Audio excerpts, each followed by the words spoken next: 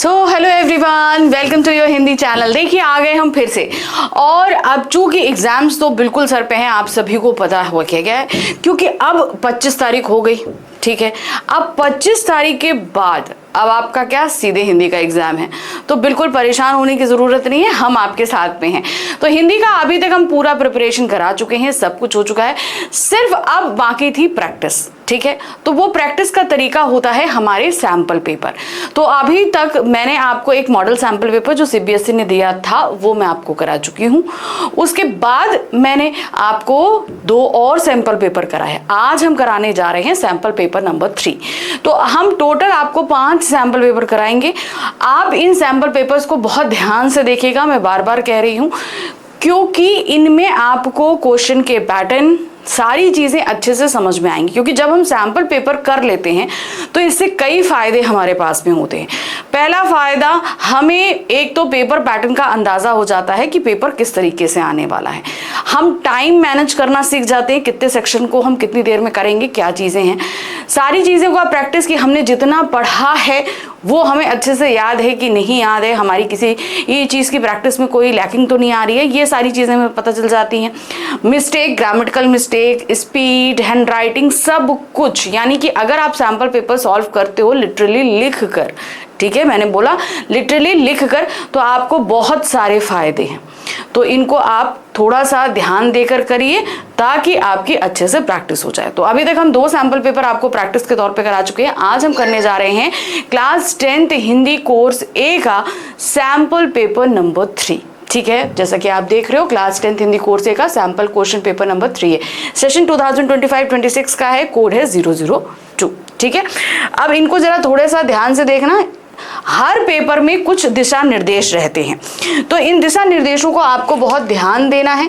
क्योंकि अगर आप थोड़ा सा भी इनमें ये कहते हैं कि चलो अरे हम नहीं पढ़ते हैं, छोड़ देते हैं, तो ये आपको थोड़ा सा परेशानी करेंगे। क्योंकि जो इंस्ट्रक्शन दिए गए हैं उन इंस्ट्रक्शन को स्ट्रिक्टली हमें फॉलो करना पड़ता है। एक चीज तो आप ये ध्यान रखना, ठीक है, कोई भी चीज ऐसी नहीं है जिनको हम छोड़ दें। ये तो अब जो ये निर्देश दिए गए हैं इनमें एक सबसे पहला, क्योंकि अभी तक हम इतने सैंपल पेपर कर चुके हैं कि हमें पता है कि क्या क्या।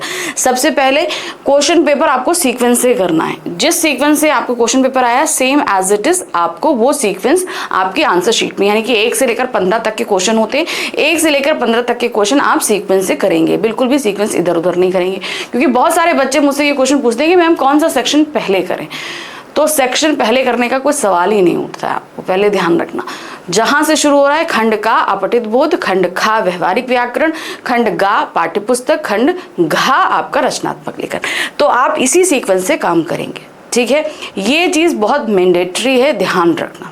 ठीक है, अब एक चीज आपको और बता दूं, हर पेपर में बताती हूँ, क्वेश्चन पेपर आपका स्टार्ट हो जाएगा, आपको 10:15 में मिल जाएगा और 10:30 बजे से आपका रिटन टाइम होगा। तो 15 मिनट क्वेश्चन पेपर आपके हाथ में रहेगा, लेकिन आप कुछ लिख नहीं सकते। तो उस 15 मिनट को आपको यूटिलाइज करना है। 15 मिनट को 5-5-5 के सेक्शन में डिवाइड कर लीजिए। ठीक है, क्या करेंगे आप 5-5 में डिवाइड कर लेंगे। अब जब आप 5-5 में डिवाइड कर लेंगे, यानी 5 मिनट 5 मिनट 5 मिनट, तो 5 मिनट में आपको पूरा क्वेश्चन पेपर पढ़ लेना है। ठीक है, पहला काम ये कर रहा, सारा क्वेश्चन पेपर पढ़ लो, कैसा आया है, आपको सारी चीजें आ रही हैं नहीं आ रही हैं, क्या चीजें, पढ़ते जाओ, साथ साथ ध्यान करते जाओ कि हमें कौन कौन से क्वेश्चन करने हैं, ताकि बाद में आपको चूज करने के लिए टाइम ना देना पड़े। ठीक है, जैसे मान लीजिए जहां ऑप्शंस आ रहे हैं, आपको पता है कि हम ये वाला क्वेश्चन करेंगे और ये वाला नहीं करेंगे, तो वो आपको जब आप पढ़ते जाओ, पेपर रीड करते जा रहे हो वो, क्योंकि पेपर पैटर्न तो ऑलरेडी हम आपको बता दे रहे हैं। ठीक है, अब फिर उसके बाद सेकंड जो 5 मिनट्स, हमारे 5 मिनट हो गए, फिर जो सेकंड 5 मिनट्स आते हैं उनमें आप क्या करोगे, अपठित गद्यांश, उसके क्वेश्चंस पढ़ो और आंसर्स निकाल लो। ठीक है, फिर बचे हुए 5 मिनट में काव्यांश, अपठित काव्यांश के आप क्वेश्चन पढ़ के उनका आंसर निकाल लो।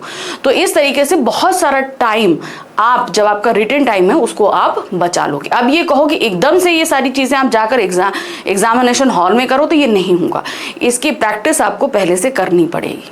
ठीक है, तो इसकी प्रैक्टिस करो, सैंपल पेपर्स लो, उनको सॉल्व करो, बहुत जरूरी है। ठीक है, चलिए अब ये निर्देश 3 घंटे का समय रहेगा, पूर्णांक रहेगा आपके पास में 80 मार्क्स का।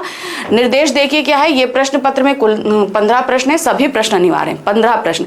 इनके अंदर उप प्रश्न रहेंगे जिनमें ऑप्शन रहेंगे। 15 जो प्रश्न दिए गए हैं 4 खंडों में, वो सारे के सारे आपको करने हैं। इस प्रश्न पत्र में कुल 4 खंड है, का खा गा घा। ठीक है, खंड का में कुल 2 प्रश्न हैं जिनमें उप प्रश्नों की संख्या 10 दी गई है। ठीक है, खंड का आपका अपठित बोध रहेगा, 2 प्रश्न रहेंगे, अपठित गद्यांश और अपठित पद्यांश।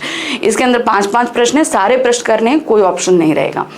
खंड खा में कुल 4 प्रश्न है जिनमें उप प्रश्नों की संख्या 20 है। दिए गए निर्देशों का पालन करते हुए 16 उप प्रश्नों के उत्तर देने। आपके व्यवहारिक व्याकरण पर आधारित जो है वो खंड खा आएगा, जिसमें आपके व्याकरण के 4 टॉपिक रहेंगे। रचना के आधार पर वाक्य के भेद, वाच्य, पद परिचय, अलंकार। इस पे आपके पास दिए जाएंगे 5-5 प्रश्न और आपको करने होंगे 4 प्रश्न, यानी कि यहाँ पर एक एक प्रश्न का ऑप्शन आपके पास में रहेगा। फिर आते हैं खंड गा, जिनमें कुल 5 प्रश्न दिए जाएंगे जिनमें उप प्रश्नों की संख्या 20 है। तो खंड गा आपका रहेगा पाठ्य पुस्तक, दोनों पाठ्य पुस्तक। 2 प्रश्न आपके क्षितिज काव्य खंड से आएंगे, 2 प्रश्न क्षितिज गद्य खंड से आएंगे और 1 कृतिका से आएगा। अब इनके अंदर उप प्रश्न रहेंगे, ठीक है, जिनमें बहुविकल्पीय भी हैं, लघु उत्तरीय भी प्रश्न रहेंगे आपके क्षितिज से, और जो कृतिका है उससे सिर्फ और सिर्फ आपके लॉन्ग क्वेश्चंस आने वाले हैं। ठीक है, तो ऑप्शंस हर प्रश्न के साथ रहेंगे, जहां बहुविकल्पीय है वहां पे ऑप्शंस नहीं रहेंगे। फिर आ जाते हैं खंड घा, जहां पर कुल 4 प्रश्न है, सभी प्रश्नों के साथ उनके विकल्प दिए हैं। खंड घा आपका रचनात्मक लेखन रहेगा, 4 प्रश्न रहेंगे। चारों प्रश्न के अंदर आपके पास ऑप्शन है, अनुच्छेद है, पत्र है, विज्ञापन है, सूचना संदेश लेखन है, ईमेल है, स्ववृत्त है, सब में आपके पास में ऑप्शन रहने वाला है। ठीक है, चलिए प्रश्नों के उत्तर दिए गए निर्देशों का पालन करते हुए दीजिए। तो जितने भी सभी प्रश्नों के साथ कुछ निर्देश दिए गए हैं उनको आप पढ़िए ध्यान से और उनका पालन कीजिए। तो अब हम आ जाते हैं खंड का, जो कि हमारा अपठित बोध है। इसमें 2 प्रश्न हमने आपको बताए, एक अपठित गद्यांश और एक अपठित पद्यांश आएगा। ठीक है, गद्यांश को करने का सबसे अच्छा तरीका शॉर्ट में ये रहता है कि आप क्वेश्चन पढ़िए, देन आप क्या कहते हैं गद्यांश पढ़िए, तो आप आंसर जल्दी निकाल लोगे। काव्यांश में ये चीज उलट हो जाती है, पहले आपको काव्यांश पढ़ना है फिर क्वेश्चंस पढ़ने हैं। ये चीजें आप सोचो कि एकदम से जाकर हम एग्जामिनेशन हॉल में कर दें हमसे हो जाएगा, ऐसा नहीं होगा। इसकी प्रैक्टिस आपको पहले से करनी पड़ेगी, तो बहुत जरूरी है कि पहले से प्रैक्टिस करो। ठीक है, अब मैं यहाँ पर बता दूं कि जो आपका पहला प्रश्न है अपठित गद्यांश का, ये 7 नंबर का रहेगा। इसके अंदर अति लघु क्या कहते हैं बहुविकल्पीय प्रश्न और लघु उत्तरीय प्रश्न आएंगे। बहुविकल्पीय 3 प्रश्न रहेंगे जो 1-1 नंबर के रहेंगे। लघु उत्तरीय प्रश्न 2 रहेंगे, 2-2 नंबर के, 4 नंबर के, तो 4-3 7 नंबर का एक गद्यांश आएगा और सेम एज इट इज प्रश्न आपके काव्यांश में आने वाले हैं। चलिए, अब गद्यांश दिया गया है, इसको ध्यान से पढ़ते हैं। गद्यांश कभी कभी बहुत इजी भी आ जाता है और कभी टफ भी आता है, तो बहुत जरूरी है कि इनको ध्यान से देखिएगा। चंपारण सत्याग्रह के बीच जो लोग गांधी जी के संपर्क में आए थे वे आगे चलकर देश के निर्माताओं में गिने गए।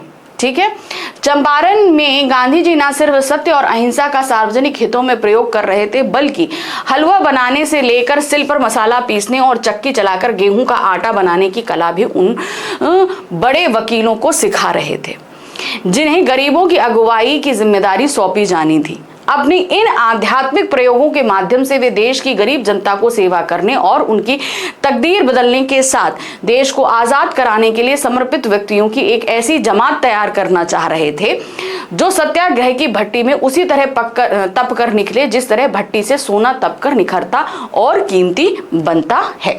तो चंपारण का जो सत्याग्रह आंदोलन था उसके बारे में बताया जा रहा है कि सिर्फ वहां पर देश को आजाद करने की लड़ाई नहीं थी, खुद अपने आप को भी निखारने का प्रबंध वहां पर था। गांधी जी की मान्यता थी कि एक प्रतिष्ठित वकील और हजामत बनाने वाले हज्जाम में पेशे के लिहाज से कोई फर्क नहीं, दोनों की हैसियत एक ही है। उन्होंने पसीने की कमाई को सबसे अच्छी कमाई माना है और शारीरिक श्रम को अहमियत देते हुए उसे उचित प्रतिष्ठा व सम्मान दिया है।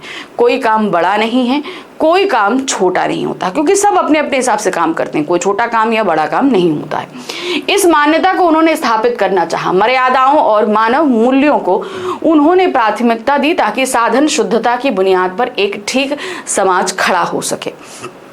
आजाद हिंदुस्तान आत्मनिर्भर, स्वावलंबी और आत्मसम्मानित देश के रूप में विश्व बिरादरी के बीच अपनी एक खास पहचान बनाए, फिर भी उसे बरकरार भी रखे। ठीक है, तो ये एक गद्यांश है। देखिए गद्यांश क्या होता है, बहुत हमारा साहित्य तो बहुत वृहत है, कहाँ से दिया जाएगा नहीं पता, तो बहुत जरूरी है कि जो गद्यांश आ रहा है उसे आपको बहुत ध्यान से पढ़ना पड़ेगा, तभी आप आंसर्स निकाल पाओगे। ठीक है, और हर क्वेश्चन गद्यांश, चाहे अपठित गद्यांश हो चाहे पठित हो या काव्यांश हो, इनमें आपके पास एक असर्शन रीजन का क्वेश्चन जरूर आएगा। उसके लिए आप प्रिपेयर रहना, यानी कि कथन और कारण आधारित, जैसे कि यहाँ दिया गया है। चंपारण सत्याग्रह के दौरान गांधी जी ने शारीरिक श्रम को उचित प्रतिष्ठा व सम्मान दिया। ठीक है, क्योंकि वो सारे काम खुद करने के लिए बोल रहे थे, सिल पे मसाला पीसना हो चाहे जो कुछ करना हो सब खुद कर रहे थे, बिल्कुल सही है। गांधी जी का मानना था कि कोई काम बड़ा या छोटा नहीं होता और हर काम समान रूप से महत्वपूर्ण है। ठीक है, ये भी सही है। तो कथन और कारण दोनों सही है। तो यहाँ पर कथन ए सही है और कारण आर कथन ए की सही व्याख्या करता है। ठीक है, ये अपने आप में सही है। अगला प्रश्न है, रचनात्मक सोच और सकारात्मक मानसिक अवस्था से जुड़े कथनों के लिए उचित विकल्प दीजिए। जो कि हमारे से पूछा गया है रचनात्मक सोच और सकारात्मक मानसिक अवस्था के लिए। देखिए क्या है, गांधी जी का मानना था कि प्रतिष्ठित वकील और हज्जाम की सामाजिक हैसियत एक समान है। बिल्कुल सही मानते थे। चंपारण सत्याग्रह के दौरान गांधी जी ने बड़े वकीलों को गरीब जनता की सेवा करने का प्रशिक्षण दिया। ये भी सही है। गांधी जी ने पसीने की कमाई को सबसे अच्छी कमाई माना। गांधी जी गरीबों की बजाय केवल वकीलों पर ध्यान केंद्रित कर रहे थे, नहीं। तो यहाँ पर सही आपका क्या है, पहला, दूसरा और तीसरा। ये तीन कथन ऊपर के सही थे, तो हमने पहला, दूसरा और तीसरा यहाँ पर लगा दिया। ठीक, चलिए नेक्स्ट आ जाते हैं। कॉलम 1 को कॉलम 2 से सुमेलित करना है। देखते हैं। चंपारण सत्याग्रह का उद्देश्य था सत्याग्रह की भट्टी में तपे हुए व्यक्तियों का निर्माण, शारीरिक श्रम की महत्ता है, आत्मनिर्भर और स्वाभिमानी भारत का निर्माण, साधन शुद्धता की प्राथमिकता है, मर्यादाओं और मानव मूल्यों पर आधारित समाज। तो मेरे हिसाब से पहले का पहला यहाँ पर सही है, दूसरे का दूसरा सही है और तीसरे का तीसरा, यानी कि जो ऑप्शंस हैं वो उसी के सामने दिए गए हैं। अब इस तरह का अगर कोई कॉलम आता है तो ध्यान रखिएगा किसके बारे में क्या कहा गया है। गद्यांश में आपको ऑलरेडी दिया गया है, तो उसको थोड़ा सा ध्यान से देख लीजिएगा। चलिए, अब 3 बहुविकल्पी हो गए। अब आएंगे 2 लघु उत्तरीय प्रश्न। इनको बहुत ध्यान से आपको करना है, क्योंकि प्रश्न पढ़िएगा, आंसर आपको गद्यांश में ही मिलेगा। हो सकता है थोड़ा बहुत आपको अपनी तरफ से ऐड भी करना पड़े, जो वाक्य बनाने पड़े, तो उनको भी ध्यान रखिएगा, मगर क्वेश्चन के हिसाब से ही आपको आंसर लिखना है। जैसे यहाँ दिया गया है, गांधी जी बड़े वकीलों को क्या सिखाना चाहते थे और क्यों। क्या सिखाना चाहते थे वो ये सिखाना चाहते थे कि सभी लोग समान हैं। अब उनको शारीरिक श्रम सिखाना चाहते थे, है कि नहीं। गांधी जी बड़े वकीलों को हलवा बनाने से लेकर सिल पर मसाला पीसने और चक्की चलाकर गेहूं का आटा पीसने की कला सिखाना चाहते थे, ताकि वे गरीब जनता की सेवा करने में हिचकिचाए नहीं और श्रम के महत्व को एक नई पहचान दिला सके। ठीक, तो ये पूरी चीज थी। अब इसमें देखिए, यहाँ पर सारा काम खुद गांधी जी कर रहे थे, लेकिन ये सारा काम वो खुद क्यों कर रहे थे, ताकि वकीलों को भी ये सारी चीजें सिखा सके कि उनको भी करना है। ठीक है ना, तो एक तरीके से ये सिखा रहे थे वो। नेक्स्ट है, गांधी जी आध्यात्मिक प्रयोग क्यों कर रहे थे। अब क्या कारण था कि वो ये प्रयोग कर रहे थे। गांधी जी अपने इन आध्यात्मिक प्रयोगों के माध्यम से वे देश की गरीब जनता को सेवा करने और उनकी तकदीर बदलने के साथ देश को आजाद कराने के लिए समर्पित व्यक्तियों की एक ऐसी जमात तैयार करना चाह रहे थे जो सत्याग्रह की भट्टी में उसी तरह तपकर निखरे जिस तरह भट्टी में सोना तपकर निखरता और कीमती बनता है। बेसिकली एक व्यक्ति को सही मायने में परिश्रम करना सिखा रहे थे, ताकि जीवन में कभी भी आगे चलकर कोई परेशानी आए तो वो उससे सामना कर सके। ठीक है, चलिए अब हम आ जाते हैं प्रश्न संख्या 2, जहां पर एक अपठित काव्यांश रहेगा। काव्यांश में आप लोगों के साथ प्रॉब्लम ये आती है कि आप लोग काव्यांश समझ नहीं पाते। ठीक है, मत समझो, उसमें ज्यादा ध्यान नहीं देना है, लेकिन सबसे पहले जब आप काव्यांश पढ़ रहे हो तो इतना अंदाजा जरूर लगा लो कि उसमें किस बारे में बताया गया है। बाकी आंसर आपको खुद ब खुद मिल जाएंगे। ठीक है, अब जैसे इसमें चलिए इसको हम पढ़ते हैं, आपको पता चल जाएगा। यह मजदूर जो जेठ मास के इस निर्धूम अनल में एक कर्म मग्न है, अविकल दग्ध हुआ पल पल में। अब देखिए, मजदूर की मेहनत को लेकर बात हो रही है ना। एक मजदूर है जो जेठ मास की एकदम अनल मतलब क्या होता है, आग, इतनी गर्मी में भी वो बहुत परिश्रम कर रहा है कि नहीं। तो इतना तो आपको समझ में आ गया कि एक मजदूर के परिश्रम को लेकर बात हो रही है। आगे नहीं समझ में आता तो जब क्वेश्चन आएगा तो उससे रिलेटेड आप आंसर ढूंढना। ठीक है, यह मजदूर जिसके अंगों पर लिपटी एक लंगोटी, यह मजदूर जर्जर कुटिया में जिसकी वसुधा छोटी, किस तप में तल्लीन यहाँ है भूख प्यास को जीते, किस कठोर साधन में इसके युग के युग हैं बीते, कितने महाधिप आए हुए विलीन क्षितिज में, नहीं दृष्टि तक डाली इसने निर्विकार यह निज में। यह अविकंप ना जाने कितने घूंट पिए हैं विष के, आज इसे देखा जब मैंने बात नहीं की इसने। अब ऐसा लगता है इसके तब से विश्व विकल है, नया इंद्र पद इसके हित ही निश्चित है निसंशय। अब इस पर प्रश्न क्या है, यहां पर कवि की दशा कैसी है। अब कवि क्या है, खुद उसकी दशा को देखकर परेशान थे, है ना। देखिए क्या है, उसकी दशा अच्छी है, वह पेट भरने लायक भी नहीं कमा पाता है, वह इंद्र पद पर आसीन है, वह सुखी है। तो सही क्या है यहाँ पर, क्या है, वह पेट भरने लायक भी नहीं कमा सकता, क्योंकि कवि यहाँ पर खुद बता रहा है कि मजदूर जो है वो पेट भरने लायक नहीं कमा पा रहा है कि नहीं। तो यहाँ पर कवि की दशा कैसी है कि वो पेट भरने लायक भी कमा नहीं पा रहे हैं। नेक्स्ट आ जाते हैं, जैसे हमने बताया कथन और कारण आधारित प्रश्न जरूर आएगा। काव्यांश में मजदूर की कठिन परिस्थितियों और तप का उल्लेख किया गया है, बात सही है। काव्य में यह बताया गया है कि मजदूर अपने कष्टों के बावजूद पूरी तरह समर्पित और कर्म में तल्लीन है, यानी कि बहुत कष्ट है लेकिन अपने काम में वो पूरी तरह मगन है। बिल्कुल सही है, कथन सही है, कारण सही है। ठीक है, तो यहाँ पर क्या लिखाएंगे, कथन ए सही है और कारण आर कथन ए की सही व्याख्या करता है। ठीक, चलिए अगला आ जाते हैं। काव्यांश में कविता के बारे में निम्नलिखित कथनों में से कौन सा कथन सही है। अब जो कथन सही है उस पे हमें टिक लगाना पड़ेगा। देखिए, काव्य में मजदूर के जीवन की कठिनाइयों और तप का वर्णन किया गया है, सही है।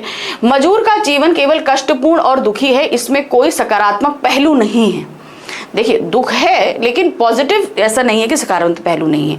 काव्य में मजदूर की तपस्या को विश्व के लिए लाभकारी बताया गया है। काव्य में मजदूर के संघर्षों को नकारात्मक रूप दर्शाया गया है, नहीं।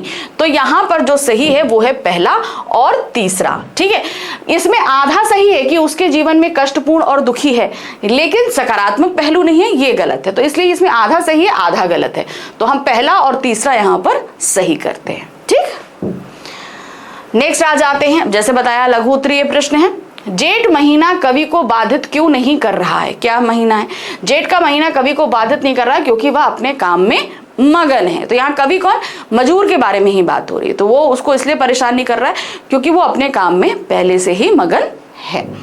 उसने बड़े से बड़े लोगों को भी अपना कष्ट क्यों नहीं बताया। क्या कारण था कि वो बड़े से बड़े लोगों को भी अपना कष्ट नहीं बता रहा था, क्यों नहीं बताया, क्योंकि वह अपने काम में तल्लीन है। क्योंकि उसका जो काम है वो उस काम को पूरी मेहनत के साथ करना चाहता है, उसमें तल्लीन है, इसलिए वो किसी पर ध्यान नहीं दे रहा।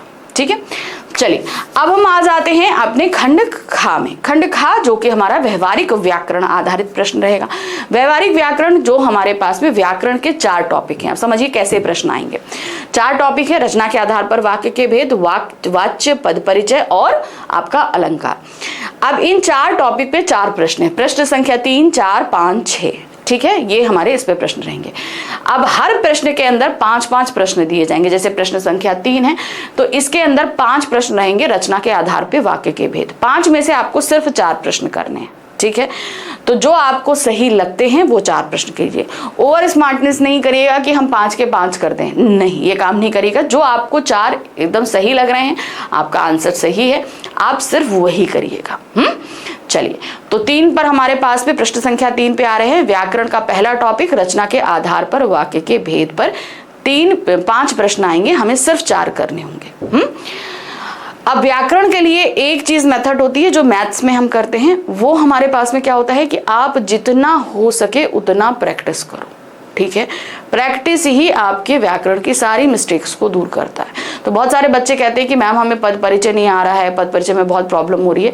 तो बेटा प्रैक्टिस जरूरी होगा और बहुत जरूरी होगा आपके लिए कि आप व्याकरण से अच्छी तरह वाकिफ हों। संज्ञा, सर्वनाम, विशेषण, क्रिया विशेषण, ये क्रिया, अव्यय, ये सारी चीजों के भेद और उपभेद आपको पता होने चाहिए, तभी आप अच्छे से पद परिचय कर पाएंगे। तो मैंने पहले के बहुत सारे वीडियोज में ये सारी चीजें कराई हुई हैं, उनको ध्यान से देखना।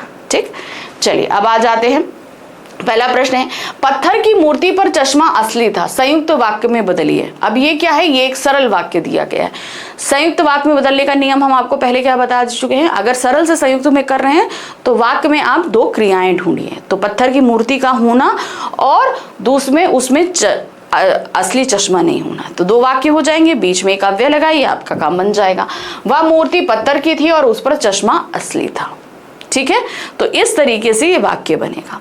नेक्स्ट आते हैं, मूर्तिकार ने सुना और जवाब दिया, सरल वाक्य में बदलिए। सिंपल है, अगर दो वाक्य को एक में बदलना है तो जो क्रिया पहले हो रही है उसे कंटिन्यूअस में के या करके जो है लगाकर आप उसे कंटिन्यूअस में बदल सकते हैं। तो सिंपल क्या है, मूर्तिकार ने सुनकर जवाब दिया, सिंपल यही हो जाएगा। तो यहाँ जो सुना आपका एंडिंग क्रिया आ रही थी उसे हमने क्या किया, कर लगाकर कंटिन्यूअस कर दिया।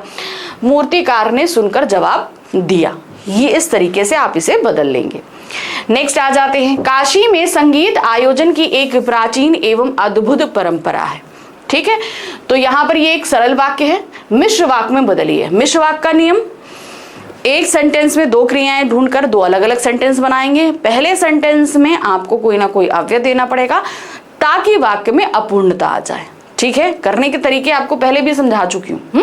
देखिए क्या है, काशी में जो संगीत आयोजन होता है, तो अब काशी में संगीत आयोजन होता है अगर हम ये बना देंगे तो ये संयुक्त वाक्य की कैटेगरी में आ जाएगा, लेकिन हमने इसमें एक अव्यय जोड़ दिया जो कि था जो, तो इससे ये क्या हो गया, वाक्य अपने आप में अपूर्ण हो गया, यानी कि अधूरा हो गया। जब तक हम दूसरा सेंटेंस नहीं पढ़ेंगे इसमें पूर्णता नहीं आएगी।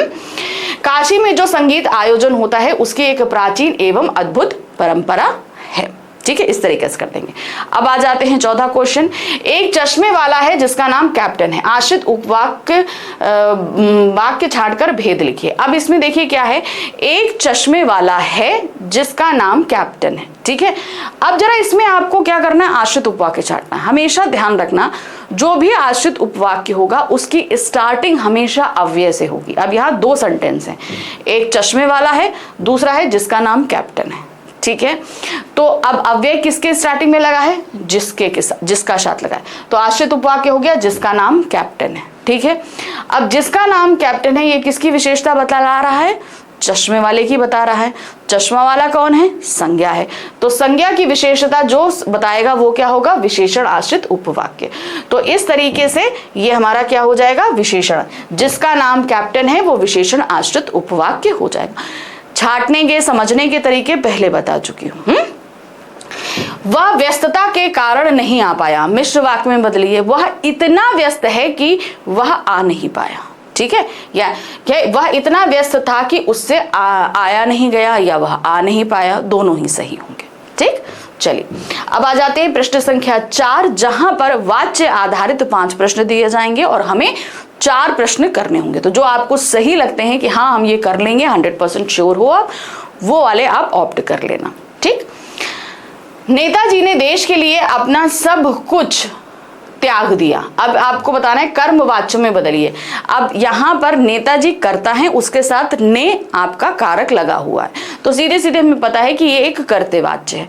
कर्तव्यवाच्य को जब कर्मवाच्य में बदलते हैं तो क्या करना पड़ता है, कर्ता के साथ हमें द्वारा, के द्वारा या से लगाना पड़ता है। ठीक है, तो अब क्या होगा, नेताजी द्वारा देश के लिए अपना सब कुछ त्याग दिया गया। नेताजी के द्वारा कर दो या नेताजी द्वारा कर दो, दोनों ही आपके सही रहेंगे। ठीक, दर्द के कारण वह खड़ा नहीं हुआ, भाववाच्य में बदलिए। तो यहां पर खड़ा नहीं हुआ, ये सीधे सीधे आपका किस पे खड़ा डिपेंडेंट है, उससे, यानी कि कर्तव्यवाच्य से संबंधित है। अब आपको इसे करना क्या है, असमर्थता दिखानी है। क्यों, असमर्थता तो है ही है लेकिन भाववाच्य में है, तो क्रिया को हमेशा क्या करना पड़ेगा, थर्ड पर्सन पे हमें डिपेंड करना पड़ेगा। तो उससे क्या होगा, हमें दर्द के कारण उससे खड़ा नहीं हुआ गया, ये कर दोगे, नहीं हुआ और नहीं हुआ गया। क्यों, जब गया लगा देंगे तो ये थर्ड पर्सन पे डिपेंड हो जाती है भाववाच्य में। अगला प्रश्न है, परीक्षा के बारे में अध्यापक द्वारा क्या कहा गया, कर्तव्यवाच्य में बदलिए। तो यहां पर क्या देखिए, अध्यापक करता है, उसके साथ द्वारा लगा, यानी कि एक कर्मवाच्य। कर्मवाच्य से कर्ता में बदलोगे तो क्या होगा, द्वारा हटा के ने लगा दो। ठीक है ना, परीक्षा के बारे में अध्यापक ने क्या कहा, तो कर्त से कर्म और कर्म से कर्त में बहुत आसान है। आप लोग फंसते कहां हो, भाववाच्य में। तो भाववाच्य में आपको क्रिया पे ध्यान देना है। ठीक है, नवाब साहब ने हमारी ओर देखकर कहा कि खीरा लजीज है। ठीक है, ये एक आपका मिश्र वाक्य है। कर्मवाच्य में अच्छा वाक्य, सॉरी यहाँ पे वाक्य में, तो यहाँ पर क्या है, नवाब साहब ने, तो ये एक क्या है, कर्तव्यवाच्य। बदलना किस में है, कर्मवाच्य में। सिंपल, नवाब साहब के द्वारा हमारी ओर देखकर कहा गया कि खीरा लजीज है। ठीक, चलिए नेक्स्ट आ जाते हैं, क्या अब चला जाए, कर्तव्यवाच्य में बदलिए। क्या अब चला जाए सिंपल ये एक भाववाच्य है। इसे जब हम कर्तवाच्य में बदलेंगे तो क्या होगा, क्या आप चलें, ठीक है ना, क्योंकि चलें क्या होगा, हम जो बोल रहा है वो अपने ऊपर ले लेगा, तो इसलिए वो कर्तवाच्य में बदल जाएगा। चलिए अब हम आ जाते हैं प्रश्न संख्या 5, जहां पर पद परिचय पर आधारित 5 प्रश्न रहेंगे और आपको सिर्फ 4 प्रश्न करने होंगे। तो पद परिचय जो आप लोगों को प्रॉब्लम हो रही है मैं वो सीधे सीधे बता देती हूँ, उसके लिए आप थोड़ा प्रैक्टिस करो, बहुत जरूरी है कि प्रैक्टिस करो, बिना प्रैक्टिस के काम नहीं होगा। और जब आप पद परिचय करते हो तो ध्यान रखना 1-2 जो है आपको उसके स्टेप्स देने, मतलब मिनिमम आपको 4 से 5 स्टेप्स तो देने ही देने हैं, इतना सोच लेना, ठीक है। पहला है पक्षी आकाश में उड़ रहे हैं, अंडरलाइन वर्ड है उड़ रहे हैं, ठीक है। उड़ रहे हैं तो ये हमें पता है कि क्रिया है, ठीक है, क्रिया है। क्या उड़ रहे हैं, कर्ता दिया है, बीच में नहीं दिया है, तो इसलिए ये एक अकर्मक क्रिया हुई। उड़ रहे हैं पुल्लिंग है, बहुवचन है और वर्तमान काल है, ये आपको बताना पड़ेगा, ठीक। वाच्य भी बता सकते हो, ये पक्षी से कनेक्टेड है तो ये कर्तवाच्य हो जाएगा। वाच्य तो आपने पढ़े हैं, एक स्टेप और बढ़ा दो, इसमें कर्तवाच्य हो जाएगा, ठीक। चलिए नेक्स्ट आ जाते हैं, वह निबंध लिखता है, अंडरलाइन वर्ड है निबंध।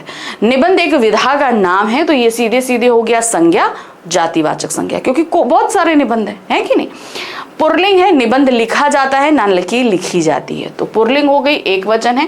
कर्म कारक है, कैसे कर्म कारक है, यहाँ पर वह निबंध को लिखता है, आपको पता है निबंध लिख रहा है, क्या लिख रहा है, निबंध लिख रहा है, तो निबंध कर्म कारक में ही आएगा, ठीक है, तो ये हो जाएगा आपका कर्म कारक। नेक्स्ट आ जाते हैं, मोहन 10वीं कक्षा में बैठा है, अंडरलाइन है मोहन। मोहन एक लड़के का नाम है, संज्ञा है, व्यक्तिवाचक संज्ञा है, पुल्लिंग है, एक वचन है, कर्ता कारक है। सिंपल आपका निकल आएगा, है ना। देखिए क्या है, व्यक्तिवाचक संज्ञा, एक वचन, पुल्लिंग, कर्ता कारक। हम अपने देश पर मर मिटेंगे, तो अब यहां पर देश पर, देश क्या है, संज्ञा है, जाहिर सी बात है ना, संज्ञा है। जातिवाचक संज्ञा क्योंकि बहुत सारे देश हैं। देश क्या होता है, अच्छा होता है, पुल्लिंग है। अपने देश पर एक वचन है, पर लगा हुआ है, अधिकरण कारक है, ठीक है ना। देखिए क्या है, संज्ञा है, जातिवाचक है, पुल्लिंग है, एक वचन है, अधिकरण कारक है। नेक्स्ट आ जाते हैं, सुरेश यदि मैं बीमार हो जाऊं, तो अंडरलाइन वर्ड है मैं किसके लिए इस्तेमाल हो रहा है, अपने लिए, तो ये एक क्या है, सर्वनाम है। कौन सा सर्वनाम है, पुरुषवाचक सर्वनाम है। पुरुषवाचक के भी उपभेद होते हैं, तो वहां पर क्या हो जाएगा, वो आपका उत्तम पुरुष, ठीक है। तो 3 तो आपके स्टेप ऐसे ही हो गए, सर्वनाम, पुरुषवाचक सर्वनाम और उत्तम पुरुष। मैं हो जाऊं सीधे पता चल रहा है, पुल्लिंग है, एक वचन है, और आपका यहाँ पर जो है वो क्रिया कर्ता कारक है। तो पुरुषवाचक सर्वनाम है, उत्तम पुरुष, पुल्लिंग या स्त्रीलिंग है, एक वचन है, हो जाऊं क्रिया का कर्ता है, यानी कि ये कर्ता कारक है, ठीक है, ये ध्यान रखना। चलिए अब आ गए प्रश्न संख्या 6, जहां पर अलंकार आधारित 5 प्रश्न आएंगे, जिनमें आपको 4 करने होंगे। अलंकार का सिलेबस आपको पहले बता चुकी हूं, आपके अर्था अलंकार के 5 अलंकार पूछे जाएंगे, उपमा अलंकार, रूपक अलंकार, उत्प्रेक्षा अलंकार, मानवीयकरण अलंकार और अतिशयोक्ति अलंकार, ये 5 अलंकार आएंगे। लेकिन इसका मतलब ये नहीं है कि 9th वाले अलंकार आप लोग दरकिनार कर देना कि आप लोग बिल्कुल नहीं पढ़ना। तो 9th में जो हमने 3 पढ़े हैं, अनुप्रास, यमक और श्लेष, इनको भी याद रखना, अगर पूछ लिया जाए तो कम से कम जवाब देख सको, ठीक है। पहला है, फूल हंसे कलियां मुस्काई। अब यहाँ फूलों का हंसना और कलियों का मुस्कुराना ये पॉसिबल नहीं है, पहली चीज तो ये है। लेकिन ये वो काम कर रहे हैं जो मानवों द्वारा किया जाता है, तो सिंपल से यहाँ पर क्या हो गया, जो कि जड़ है यानी कि प्रकृति है, वो मानवों के लक्षण कर रही है, इसलिए यहाँ पर सीधे सीधे मानवीयकरण अलंकार आएगा, ठीक। फिर आ जाते हैं, नील गगन सा शांत हृदय था रो रहा। अब यहाँ पर क्या है, गगन सा, ठीक है, यहाँ पर जो है हृदय को कैसे बताया गया, नीले गगन सा शांत है, तो यहाँ पर सीधे सीधे हृदय की उपमा किसके साथ की जा रही है, गगन के साथ, तो यहाँ पर हो जाएगा उपमा अलंकार। नेक्स्ट आते हैं, पायो जी मैंने राम रतन धन पायो। सिंपल है, यहाँ पर राम और रतन, राम रतन में हमारे पास क्या है, रूपक अलंकार है। राम को रतन बताया गया है और उनकी समानता बताते बताते उनके बीच के भेद को हटा दिया गया है, उनमें एक रूपता ला दी गई है। राम और रतन एक ही हो गए ऐसे लग रहा है, ठीक है, रतन ही राम है, राम ही रतन है, इसलिए यहां पर क्या हो जाएगा, रूपक अलंकार। नेक्स्ट आते हैं, सखी सोहत गोपाल के उर गुंजन की माल, बाहर सोहत मनु पिए दाना अवल की ज्वाल। तो अब यहाँ पर क्या हो रहा है, आपको सिंपल यहाँ पर मनु आ रहा है, ठीक है, देख रहे हैं आप। तो जहां पर जनहू मनहू ज्यों त्यों जनहू मनहि मानो जानो जैसे शब्द आते हैं उत्प्रेक्षा, तो यहाँ क्या कह रहे हैं कि किस तरीके से बताया, उनके गले में जो गुंजन की माल पड़ी है जैसे लग रहा है जंगल में आग लगी हो, इस तरीके से। जंगल सांवला होता है, घना होता है, और उस पे जो है आग लग जाए तो कैसा होता है, ऑरेंज ऑरेंज चमकने लगता है। तो जो गुंज की माल होती है वो उसी तरीके से उनके गले में चमक रही है। चांद सा मुख, अब मुख कैसा है, चांद के समान है। सा सी से सम सरिष्ठ किसमें आता है, उपमा अलंकार में, तो सीधे सीधे ये क्या हो जाएगा, उपमा अलंकार। ठीक, चलिए अब हम आ गए खंड गा, जहां पर हमारी पाठ्य पुस्तक आधारित प्रश्न आएंगे। तो हमारी जो पहली पाठ्य पुस्तक है वो है क्षितिज भागदो, जो कि 2 खंडों में विभक्त है, गद्य खंड और काव्य खंड। तो इनसे प्रश्न भी अलग अलग आ रहे हैं। तो सबसे पहले आपके पास आएगा गद्य खंड, प्रश्न संख्या 7 और 8 आपके गद्य खंड आधारित रहेंगे। सबसे पहले प्रश्न संख्या 7 में आपके जो चैप्टर यानी कि क्षितिज बुक के गद्य खंड के 6 अध्याय हैं, उन 6 अध्याय में किसी भी अध्याय से एक काव्य गद्यांश यहाँ रख दिया जाएगा। उस गद्यांश पर आधारित 5 बहुविकल्पीय प्रश्न पूछे जाएंगे और आपको 5 करने होंगे, कोई ऑप्शन नहीं है। ठीक है, तो यहाँ पर देखिए क्या रखा गया है, आप यहाँ पर देख रहे हैं, मुझे समझ में आ रहा है ये लखनवी अंदाज चैप्टर से रखा गया है। तो चलिए पढ़ते हैं और इस पर आधारित 5 बहुविकल्पीय प्रश्न करते हैं। मुफलिसिस की पैसेंजर ट्रेन चल पड़ने को उतावली ई में फुंकार रही थी। आराम से सेकंड क्लास में जाने के लिए दाम अधिक लगते हैं। दूर तो जाना नहीं था, भीड़ से बचकर एकांत में नई कहानी के संबंध में सोच सकने और खिड़की से प्राकृतिक दृश्य देख सकने के लिए टिकट सेकंड क्लास का ही ले लिया। गाड़ी छूट रही थी, सेकंड क्लास के एक डिब्बे को खाली समझकर जरा दौड़कर उसमें चढ़ गए। अनुमान के प्रतिकूल डिब्बा निर्जन था। एक बर्थ पर लखनऊ की नवाबी नस्ल के एक सफेद पोश सज्जन बहुत सुविधा से पालथी मारे बैठे थे। सामने 2 ताजे चिकने खीरे तौलिए पर रखे थे। डिब्बे में हमारे सहसा कूद जाने से सज्जन की आंखों में एकांत चिंतन में विघ्न का असंतोष दिखाई दिया। सोचा हो सकता है यह भी कहानी के लिए सूझ की चिंता में हूं या खीरे जैसी अपदार्थ वस्तु का शौक करते हूं, करते देखे जाने के संकोच में हो। ठीक है, तो जब हमारे लेखक चढ़े और वहां पर जिस तरीके से उनको जो एक नवाब साहब मिले वो चीज उन्होंने बताई थी वही है। अब इस पर 5 बहुविकल्पीय प्रश्न है। पहला प्रश्न है, लेखक ने सेकंड क्लास का डिब्बा महंगा होने पर भी क्यों खरीदा, क्या कारण था? सभी विकल्प सही है। दूसरा है भीड़ से बचने के लिए, प्राकृतिक दृश्यों को निहारने के लिए, एकांत में चिंतन करने के लिए। तो मेरे हिसाब से यहाँ सभी विकल्प सही हैं, तो हम फर्स्ट वाले पे लगा देंगे। नेक्स्ट आते हैं, नवाब साहब की आंखों में लेखक को क्या दिखाई दिया? जब लेखक चढ़े तो उनको क्या बताया दिया, असंतोष की एक रेखा दिखाई दी थी। तो सीधे सीधे यहाँ पर घा ऑप्शन आ जाएगा, असंतोष उनको दिखाई दिया था।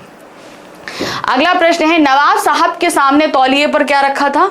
2 चिकने खीरे रखे थे, है ना, तो सीधे सीधे यहाँ क्या हो जाएगा, खीरे रखे थे। अगला है, कौन सी बात लेखक के अनुमान के प्रतिकूल थी? जो लेखक ने सोचा था मगर उसके जस्ट अपोजिट थी। क्या थी? सफेद पोश नवाब ने उन्हें डिब्बे में चढ़ने से रोका? नहीं, उस डिब्बे में एक सफेद पोश नवाब बैठे थे। उस डिब्बे में भी बहुत भीड़ थी। सेकंड क्लास का डिब्बा खाली नहीं था। तो उन्होंने क्या सोचा था, खाली है, और अपोजिट क्या निकला, वो खाली नहीं था। तो सही क्या है यहाँ पर, सेकंड क्लास का डिब्बा खाली नहीं था। ये उनके अनुमान के प्रतिकूल था। अगला है, सफेद पोश शब्द से लेखक क्या संकेत कर रहे हैं? अब उन्होंने सफेद पोश बोला है, इससे लेखक क्या संकेत करना चाह रहे हैं? ऑप्शन देखते हैं। वे सफेद वस्त्र पहने हुए थे, वे सभ्य और भद्र दिख रहे थे, वे बहुत सुंदर वस्त्र पहने हुए थे, वे नवाब से प्रतीत हो रहे थे। तो सफेद पोश से सीधे सीधे लेखक का मतलब था कि वे सभ्य और भद्र थे। ठीक है, नवाब तो उन्होंने बोला ही नहीं वहां पर पूरे उसमें, तो ये सीधे सीधे क्या हो जाएगा, सभ्य और भद्र दिखाई दे रहे थे। चलिए अब हम आ गए प्रश्न संख्या 8 पे, जहां पर हमारे गद्य खंड के जो 6 अध्याय हैं उन 6 अध्यायों में से किसी भी अध्याय से 4 प्रश्न आपके सामने रखे जाएंगे। आपको सिर्फ 3 प्रश्न करने होंगे। यहाँ पर 1 प्रश्न का ऑप्शन है आपके पास में, ठीक है। 3 प्रश्न करने होंगे। जो 3 प्रश्न आप करेंगे, हर प्रश्न का उत्तर आपका 25 से 30 शब्दों के अंदर ही होना चाहिए। 25 से 30 शब्दों के अंदर आपका उत्तर होना चाहिए। 1 प्रश्न करने पर आपको 2 नंबर मिलेंगे, तो जब आप 3 प्रश्न करोगे तो ये 6 नंबर का हो जाएगा, ठीक है। तो इस तरीके से क्षितिज के गद्य खंड से आपके पास प्रश्न कितने आए? 11 नंबर का प्रश्न आएगा, ठीक है। ध्यान रखना, 5 नंबर के आपके हो जाएंगे बहुविकल्पीय और 6 नंबर के ये, तो 11 नंबर के प्रश्न आपके इसमें आ जाएंगे। चलिए, तो पहला प्रश्न यहां पर देख लेते हैं क्या है। कस्बों, शहरों, महानगरों के चौराहों पर किसी न किसी क्षेत्र में प्रसिद्ध व्यक्ति की मूर्ति लगाने का प्रचलन सा हो गया है। उस मूर्ति के प्रति आपके एवं दूसरे लोगों का क्या उत्तरदायित्व होना चाहिए? अब क्या हमारी रिस्पॉन्सिबिलिटी क्या होती है? बहुत सारी मूर्तियां लगी होती, हमारी रिस्पॉन्सिबिलिटी क्या होती है? देखिए, उस मूर्ति के प्रति मेरा पहला दायित्व उसकी देखभाल और सुरक्षा हेतु होना चाहिए। मूर्ति सम्मानजनक स्थिति में रहे, यह भी मेरे दायित्वों में शामिल है। साथ ही में विशेष अवसरों पर इस महापुरुष के सम्मान में कार्यक्रम कर लोगों के बीच जागरूकता फैलाना चाहिए। भाई, उसकी रखरखाव, देखभाल, सम्मान, और साथ ही उनके द्वारा, अब चूंकि उन्होंने बहुत ऐसा काम किया होगा जिसकी वजह से मूर्ति उनकी वहां लगी, तो बहुत सारे ऐसे समय पड़ते हैं कि उस समय ये चीज बोला जाए कि भाई ये समय अच्छा है, सब कुछ बढ़िया है, इन्होंने ये अचीवमेंट किए थे, वो किए थे, तो उन समय में वो सारी बातें भी याद रखी जाए, ठीक। अगला प्रश्न है, वह कौन सी घटना थी जिसके बारे में सुनने पर लेखिका को ना अपनी आंखों पर विश्वास हो पाया और ना अपने कानों पर? यह हमें लिखना है किस पे? एक कहानी यह भी थी। जब स्कूल से लेटर आया था कि भाई उनको कॉलेज से निकाला जा रहा है, तो पिताजी तो बहुत गुस्से में गए थे, लेकिन लौट कर वो बड़े अच्छे मूड में आए, बहुत खुश थे और अपनी बेटी पर गर्व महसूस कर रहे थे, है कि नहीं? तो ये सारी चीजें ऐसी थी कि उन्हें कोई विश्वास नहीं हो पाया था। लेखिका के पिता को कॉलेज के प्रिंसिपल ने एक पत्र भेजा जिसमें उनके विरुद्ध होने वाली अनुशासनात्मक कार्यवाही का उल्लेख था। उसे पढ़कर पिताजी बेहद नाराज हुए। जब वे कॉलेज गए तो उन्होंने देखा वहां उनकी बेटी का इतना रौब है कि उनके बिना लड़कियां क्लास में भी नहीं जाती हैं। ये देखकर वे कॉलेज के प्रिंसिपल से बोले कि उनकी लड़की वही कर रही है जो देश की पुकार है, ठीक है। घर आने पर जब वे प्रसन्नता पूर्वक ये घटना सुना रहे थे तो लेखिका को ना अपने कानों पर विश्वास हो पाया और ना ही अपनी आंखों पर। जब पता चला कि भाई पिताजी ऐसा कर रहे हैं तो उन्हें विश्वास ही नहीं हुआ कि भाई घर में से तो बड़े गुस्से में गए थे और लौट कर वो ऐसे आ रहे हैं, है कि नहीं। तीसरा प्रश्न है, बाल गोविंद भगत को किन विशेषताओं के कारण साधु कहा जाता है? वो एक गृहस्थ व्यक्ति होते हुए भी एक साधु कहे जाते थे। कारण क्या था? उनका व्यवहार उनका ऐसा था जैसे कि एक साधु का होता है कि नहीं। कभी किसी से पूछे बिना उनकी वस्तु नहीं लेना, किसी से कोई व्यवहार वो जो है गलत व्यवहार नहीं करना, ये सारी चीजें उनके साधु बिहेवियर को बताती थी। बाल गोविंद भगत सबसे खरा व्यवहार रखते थे। वे किसी से भी 2 टूक बात कहने में संकोच नहीं करते थे। किसी की वस्तु को ना तो बिना पूछे काम में लाते और ना ही किसी से कभी सहायता मांगते। उनकी इसी विशेषताओं के कारण उन्हें साधु कहा जाता था, ठीक है। क्या कहते थे? उनको साधु कहते थे। चौथा प्रश्न है, संस्कृति पाठ के अनुसार लेखक ने आविष्कर्ता और आविष्कृत चीज के मध्य क्या संबंध बताया? यानी कि जो उसको आविष्कार कर रहा है वो और जो वस्तु आविष्कार हो रही है, इन दोनों के बीच क्या संबंध है? संस्कृति पाठ के अनुसार लेखक भंदत आनंद कौशलायन ने आविष्कर्ता और आविष्कृत चीज के बीच गहरा संबंध बताया है। उन्होंने कहा है कि जो आविष्कार जैसे कि आग या सुई मनुष्य के कल्याण और उसकी परिष्कृत बुद्धि, यानी कि परिष्कृत का अर्थ है शुद्ध और उन्नत, का परिणाम होती है, वही वास्तविक संस्कृति है। तो क्या होता है? जो व्यक्ति उसको जो आविष्कार करता है वो जिस चीज का आविष्कार कर रहा है, आविष्कृत वस्तु, वो एक संस्कृति है, क्योंकि वो आने वाली पीढ़ियों के रहन सहन खान पान में कहीं ना कहीं सुधार लेकर आएगी, तो वो उनकी सभ्यता बन जाएगी। तो क्या होता है? जो आविष्कारक है यानी कि आविष्कर्ता है वो संस्कृत व्यक्ति हो जाता है और जो आविष्कृत वस्तु है वो संस्कृति हो जाती है, और आने वाली पीढ़ी उसको इस्तेमाल करती है, उसका प्रयोग कर एक सभ्य संस्कृति जीती है। चलिए अब हम आ गए प्रश्न संख्या 9। तो प्रश्न पत्र में प्रश्न संख्या 9 और 10 आपके क्षितिज बुक के काव्य खंड पर आधारित रहने वाले हैं, ये ध्यान रखिएगा। तो काव्य खंड में भी आपके पास 6 अध्याय हैं। तो 6 अध्यायों में से किसी भी एक अध्याय से आपके सामने एक काव्यांश रखा जाएगा, कुछ पंक्तियां रखी जाएंगी कविता की, उनको पढ़ना है और उन पर 5 बहुविकल्पीय प्रश्न पूछे जाएंगे। आपको सारे प्रश्न करने होंगे, कोई ऑप्शन नहीं है। तो प्रश्न संख्या 9 में आपके पास कोई ऑप्शन नहीं है, सारे प्रश्न करने हैं। तो ये 5 हो जाएंगे। तो इनको करते हैं, अच्छे से पढ़ते हैं। पहला यहाँ पर क्या है, हमारे हरि हारिल की लकड़ी मनक्रम वचन नंद नंदन उर यह दृढ़कर पकड़ी, जागत सोवत स्वप्न दिशि निशि कान्हा कान्हा जकरी, सुनत जोग लागत ऐसो जो करहु ककरी, सूतो व्याधि हमको ले आए देखी सुनी ना करी, यह तो सूर तिन्ही लय सौंपो जिनके मन चकरी। ठीक है, तो ये हमारा पहला चैप्टर है सूरदास के पद से, तो वहां से ये लिया गया। इस पर है 5 बहुविकल्पीय प्रश्न। पहला प्रश्न है, नंद नंदन शब्द का प्रयोग किसके लिए किया गया है, किसके लिए कर रहे हैं? जाहिर सी बात है, नंद मतलब नंद बाबा, नंदन मतलब पुत्र, नंद के नंदन कौन हुए? श्री कृष्ण। तो हम किसके लिए बात कर रहे हैं यहाँ पर? नंदन श्री कृष्ण जी के लिए बात कर रहे हैं। अगला प्रश्न है, गोपी को योग व ज्ञान की बातें कैसी लगती हैं? उन्होंने कैसे बताया? ज्यों करहु ककड़ी। ठीक है ना, कड़वी ककड़ी के समान लगती है, तो कड़वी ककड़ी के समान लगती है। अगला है, गोपियों ने श्री कृष्ण की तुलना किससे करी है? उन्होंने हारिल की लकड़ी से तुलना करी है। खुद को हारिल पक्षी बताया है और वो लकड़ी जैसे पकड़े रहता है उसी तरीके से उन्होंने श्री कृष्ण के प्रेम को पकड़ा है, यानी कि श्री कृष्ण कौन हो गए? हारिल की लकड़ी। तो यहां पर सही क्या होगा? हारिल की लकड़ी से किया है। अगला प्रश्न है, गोपियों ने श्री कृष्ण की बातों को किसके लिए बताया है? किसके लिए बताया है? अब श्री कृष्ण ने कौन सी बातें कही हैं? योग की बातें कही हैं। योग की बातें किसके लिए कही हैं? जिनके मन चक्री के समान चंचल है, यानी कि जिनका मन एकाग्र नहीं, किसी एक चीज पर टिकता नहीं है। तो सीधे है, जिनका मन स्थिर ना हो, उनके लिए कहा है। व्याधि शब्द का क्या अर्थ है? ठीक है, जो सूतो व्याधि ऐसे लिए आए जिसको उन्होंने कभी ना देखा ना सुना था। तो व्याधि का मतलब क्या होता है? रोग। ठीक है, तो यहां पर क्या हम लगाएंगे? रोग। ठीक है, ये हम आपको पहले भी बता चुके हैं, व्याधि का मतलब रोग होता है। अब हम आ गए प्रश्न संख्या 10 में। प्रश्न संख्या 10 में आपके पास में जो है, आपके काव्य खंड के जो 6 अध्याय हैं, उन 6 अध्यायों में से 4 प्रश्न रखे जाएंगे। आपको सिर्फ 3 प्रश्न करने हैं। ठीक है, ऑप्शन यहाँ पर मौजूद है, तो जो 3 प्रश्न आते हैं वो आपको करने। हर प्रश्न का उत्तर आपको 25 से 30 शब्दों में ही देना है, याद रखना। 25 से 30 शब्दों में उसका अर्थ दोगे, और एक प्रश्न के लिए 2 नंबर मिलेंगे, तो 3 प्रश्न के लिए आपको मिलेंगे 6 नंबर। तो इस तरीके से गद्य खंड आपका 11 नंबर का था और काव्य खंड भी आपका 11 नंबर का। तो क्षितिज बुक से आपके पास टोटल 22 नंबर के प्रश्न आने वाले हैं। ठीक है, तो चलिए यहां पर देख लें कौन कौन से प्रश्न आए हैं। पहला प्रश्न है, इस वर्ष पाठ्य पुस्तक में पढ़ी किस कविता में बादलों का प्रतीक लिया गया है? कविता के मूल भाव को अपने शब्दों में लिखिए। तो कौन सी कविता थी? उत्साह कविता थी, सूर्यकांत त्रिपाठी निराला द्वारा लिखी गई कविता उत्साह, उनमें बादलों का। अब इसमें पूरी कविता में क्या मूल भावना थी कि उन्होंने प्रकृति के बदलाव के माध्यम से समाज में हो रहे अत्याचारों में भी क्रांति, बादलों के माध्यम से क्रांति करके बदलाव लाने की बात करी थी। ठीक है ना, तो चलिए देखते हैं। इस वर्ष पाठ्यपुस्तक में पढ़ी गई उत्साह कविता में बादलों को क्रांति का प्रतीक बताया गया है। यह एक संदेश परक कविता है।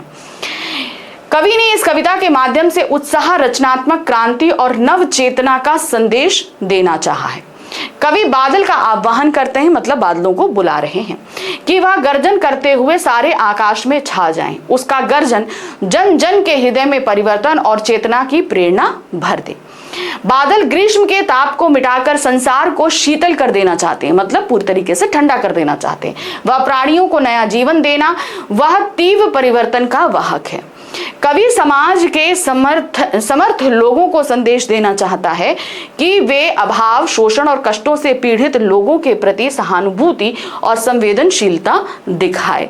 यानी कि जो समर्थ है, जिनके पास सब कुछ है, तो वो किसके प्रति? जिनको समाज में एक कहते हैं ना गरीब लोग हैं, उनके प्रति सहानुभूति दिखाएं, उनकी मदद करें किसी तरीके से, ये करना चाहा। यानी कि सीधे सीधे उन्होंने समाज में कहीं ना कहीं बदलाव करने की बात करी है।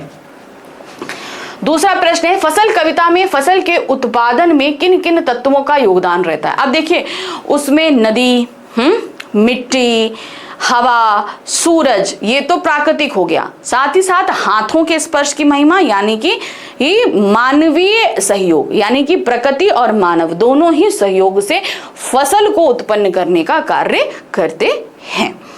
कवि के अनुसार फसलें नदियों के पानी, भूरी काली संदली तथा अनेक प्रकार की मिट्टी, सूरज की धूप, हवा और मानव श्रम के मेल से बनी है। तो सीधे सीधे आप इसके बाद ये भी लिख सकते हो कि प्राकृतिक और मानवीय सहयोग से ही फसल उत्पादन संभव है। अर्थात फसल किसी एक की मेहनत का फल नहीं बल्कि सभी के सम्मिलित योगदान का प्रतिफल है। अगला प्रश्न है, मुख्य गायक के साथ संगतकार का होना क्यों आवश्यक है?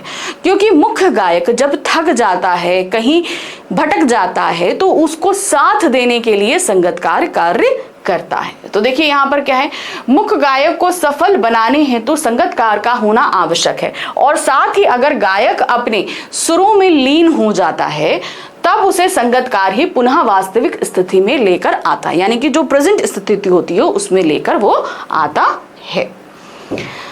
चौथा प्रश्न है, आत्मकथ्य काव्य में उन कारणों का उल्लेख कीजिए जिसने कवि को उज्जवल गाथा गाने में कठिनाई हो रही है। अब उज्जवल गाथा, उन्होंने अपनी प्रेयसी के साथ बिताए गए निजी पलों को उज्जवल गाथा कहा है। अब वो उनके बहुत निजी पल हैं, तो इसलिए वो इसे आत्मकथा में सम्मिलित नहीं करना चाहते, क्योंकि इससे उनके ये निजी पल सार्वजनिक हो जाएंगे। तो इसलिए उनको बताने में दिक्कत हो रही है।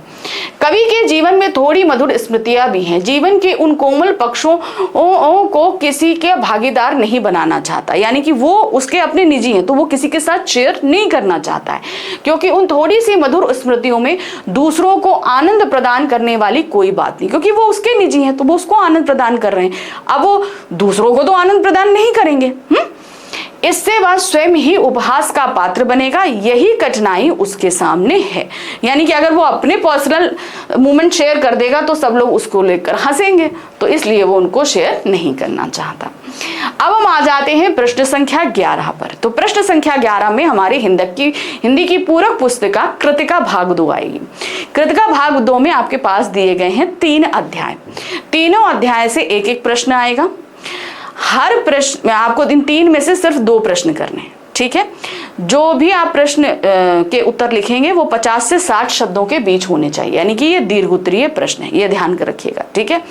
एक प्रश्न के लिए मिलेंगे आपको 4 नंबर, ठीक है। तो जब 2 प्रश्न करोगे तो आपको मिल जाएंगे 8 नंबर, इस तरीके से, ठीक है। अब बहुत सारे बच्चे ये कहते हैं कि मैम 3 चैप्टर हैं, 3 में से 2 चैप्टर पढ़ते हैं, क्योंकि 3 तो क्वेश्चन आएंगे, हम खाली 2 कर लेंगे। ऐसा काम नहीं करना। हो सकता है जो आपने चैप्टर नहीं पढ़ा तो वो तो आप कर ही नहीं पाओगे, फिर आपने जो 2 चैप्टर पढ़े हैं उनमें से एक चैप्टर का क्वेश्चन का आंसर आपको नहीं आ रहा है, तो सिर्फ आप 3 में से एक ही कर पाओगे, एक आपका छूट जाएगा, है कि नहीं। तो इसलिए जरूरी ये है कि आप तीनों चैप्टर पढ़ो। चलिए, तो पहला प्रश्न आ रहा है, 3 प्रश्न है तो 2 करने हैं। पहला प्रश्न है, माता का अंचल किसी और युग की कोई कहानी प्रतीत होती है। अपने वर्तमान से उसकी तुलना करते हुए इसके पक्ष या विपक्ष में अपनी राय लिखिए। देखिए, माता का अंचल एक बच्चे का माँ के प्रति विश्वास, अटूट विश्वास दिखाता है कि जब उसे मुसीबत आती है तो वो उसके पास ही जाता है। अब आपको अपने वर्तमान समय की ऐसी कोई सिचुएशन बताकर उसके साथ तुलना करनी है, ठीक है। चलिए देखते हैं। बेशक माता का अंचल पाठ किसी और युग की कोई कहानी प्रतीत होती है। उक्त पाठ के माध्यम से लेखक ने जिस तरह वर्तमान और अपने बचपन के समय का दृष्टांत रखा है, सराहनीय है। माता का अंचल ग्रामीण संस्कृति पर आधारित लेखक के बचपन का संस्मरण है। उस समय के सामाजिक परिवेश में बच्चों का बचपन बहुत ही स्वच्छंद और आनंदमय था। लेखक अपने बचपन के दिनों को याद करते हुए कहते हैं कि उनका अधिक समय पिता के साथ ही बीतता था। माता से तो बस दूध पीने तक का नाता था। सारा दिन भोलानाथ अपने दोस्तों के साथ खेल तमाशों में व्यस्त रहता।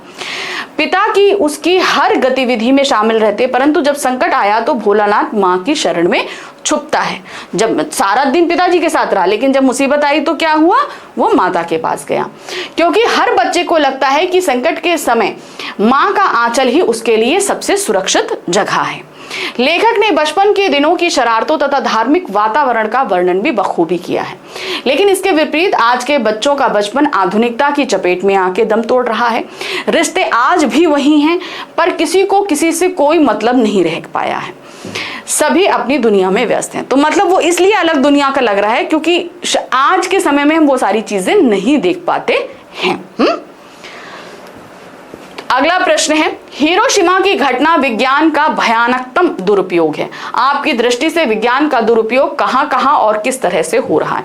अब आपको दिखाना है हमारे आसपास बहुत सी ऐसी चीजें हैं जो गलत हो रही हैं। विज्ञान का दुरुपयोग सबसे बड़ा तो है आतंकवाद हो गया, युद्ध हो गए, बहुत ऐसी चीजें हैं कि विज्ञान ने जो चीजों को हमारी भलाई के लिए किया, इजाद किया था, लेकिन आज उसका दुरुपयोग किया जा रहा है।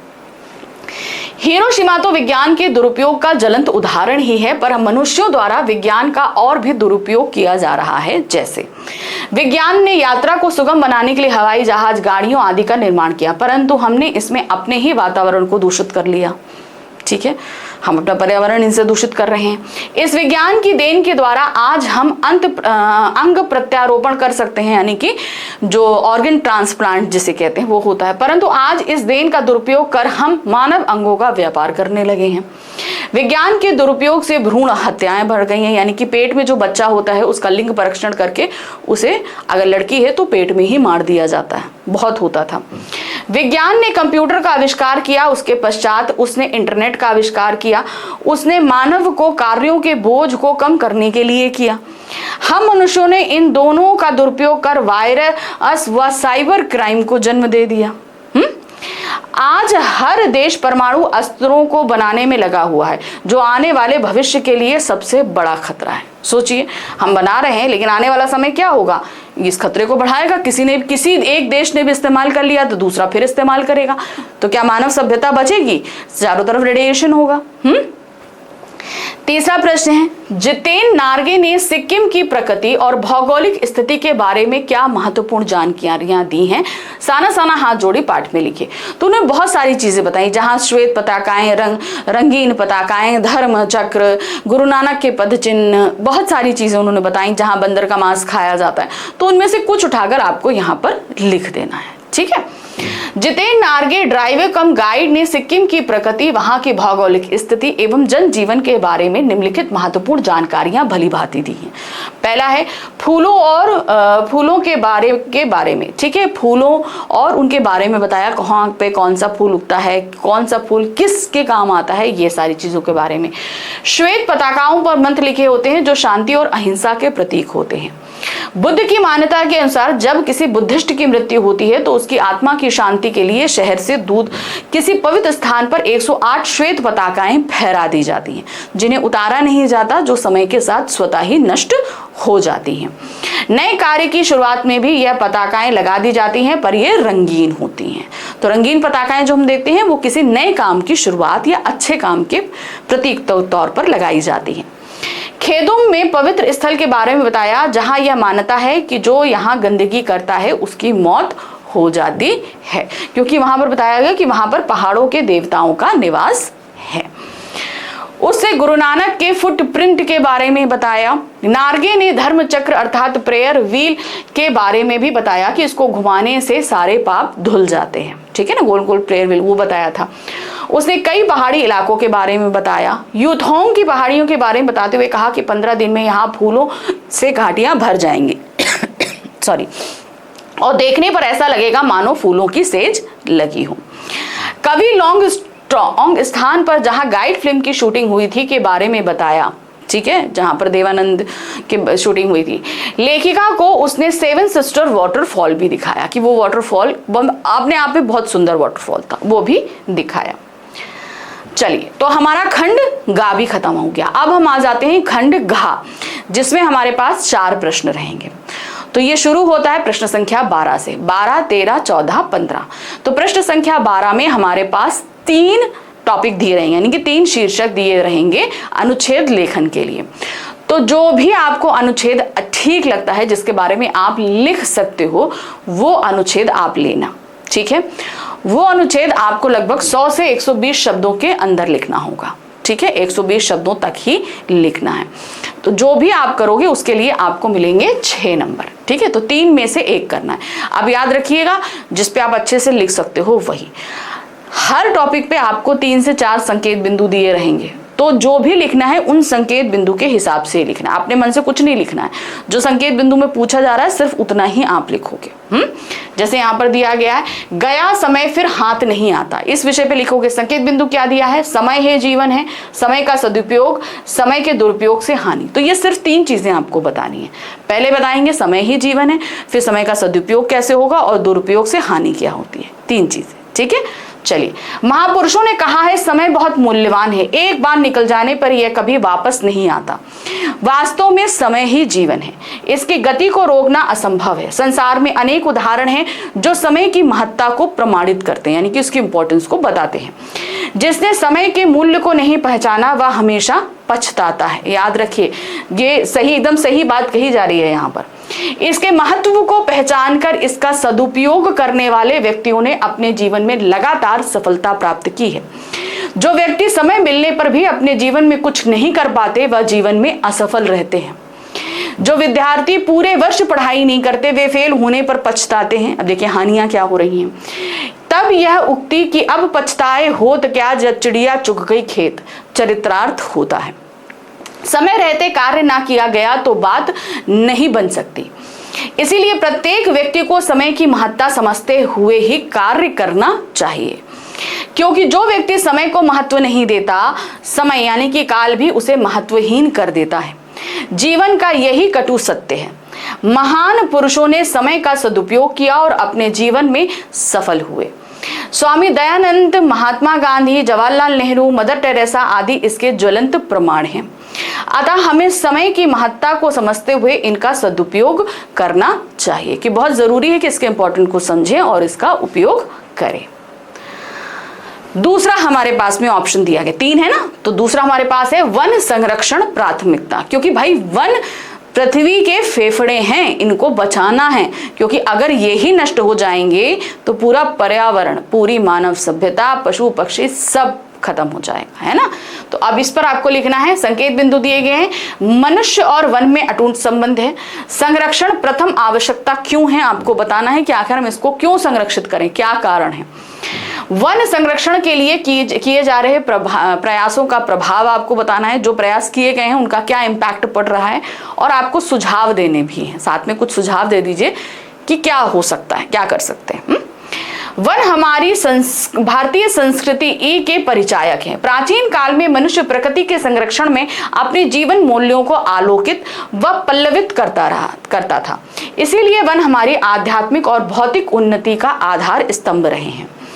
वृक्षों के बारे में कहा भी गया है कि वृक्ष कभू नहीं फल भके, नदी न पीवे पानी, यानी कि वृक्ष अपने फल खुद कभी नहीं खाते और ना ही नदी अपना पानी खुद पीती है।